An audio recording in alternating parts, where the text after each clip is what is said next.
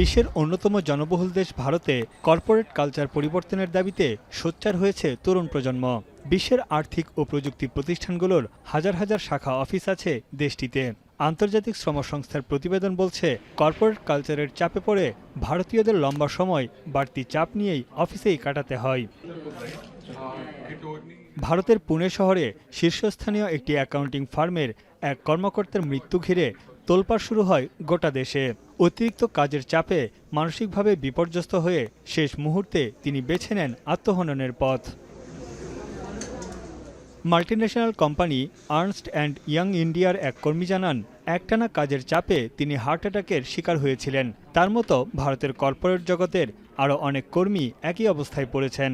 বৈশ্বিক প্রতিযোগিতায় কর্মক্ষেত্রে চাপ বাড়াটাই স্বাভাবিক বলে জানান এই পরিচালক।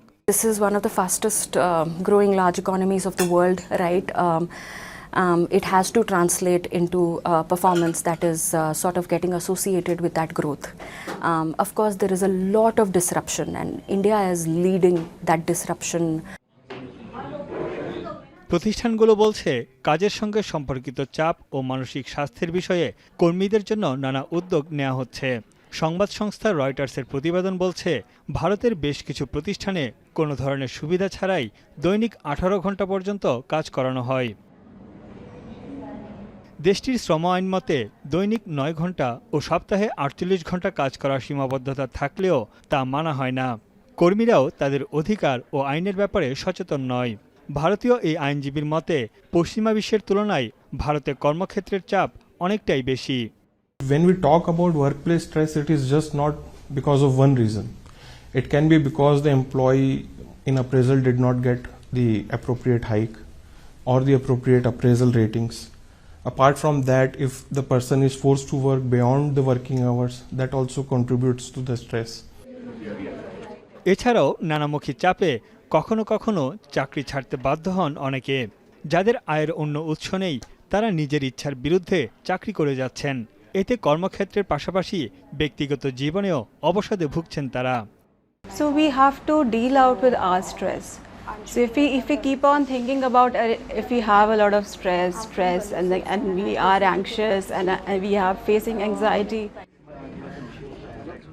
মনোবিজ্ঞানীদের মতে, কর্মীরা যখন বাড়িতে কাজ নিয়ে আসেন তখন তাদের পারিবারিক জীবনও ভারসাম্য হারিয়ে ফেলে।